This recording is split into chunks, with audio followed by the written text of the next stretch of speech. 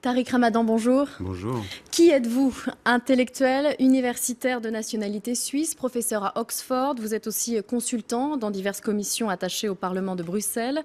Votre famille est d'origine égyptienne. Votre grand-père maternel est le fondateur des Frères musulmans, un mouvement créé en Égypte en 1928 qui prône la renaissance islamique, la lutte contre l'influence occidentale et l'instauration de la charia. C'est bien ça. Oui, c'est ça. C'est exactement cela pour les circonstances des années 30. Oui.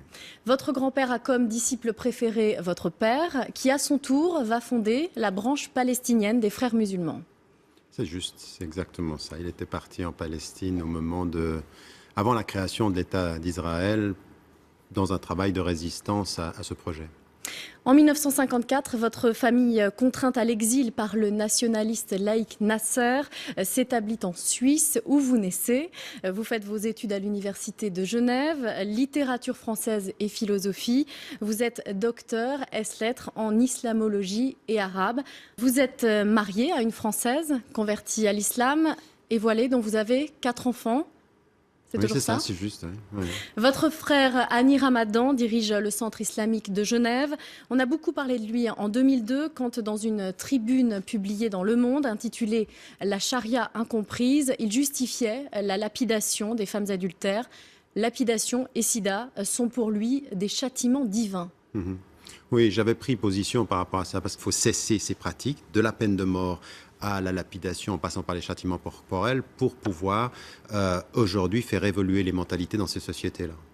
Que n'a-t-on pas écrit sur vous? Je citerai seulement le cheval de Troie du djihad en Europe. De quel courant êtes-vous? Traditionnaliste, réformiste, radical? Non, moi je suis radicalement réformiste, au sens où aujourd'hui je me positionne avec l'idée que je veux rester fidèle à des principes islamiques, mais en même temps je vis avec mon temps et j'ai beaucoup évolué moi-même dans mon parcours intellectuel, donc je suis très très impliqué dans ce courant de pensée. Vous êtes un personnage très controversé, accusé de double langage. On vous dit doux en Europe et intégriste dans les pays arabes.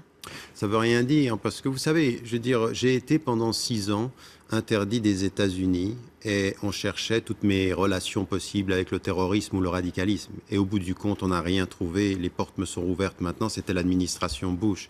Et tous ceux qui ont continué à dire qu'il y avait un double langage n'ont jamais rien prouvé, n'ont jamais rien apporté. Et ma position aujourd'hui, c'est de dire attention à la double audition, c'est-à-dire de n'entendre que ce que l'on a envie d'entendre.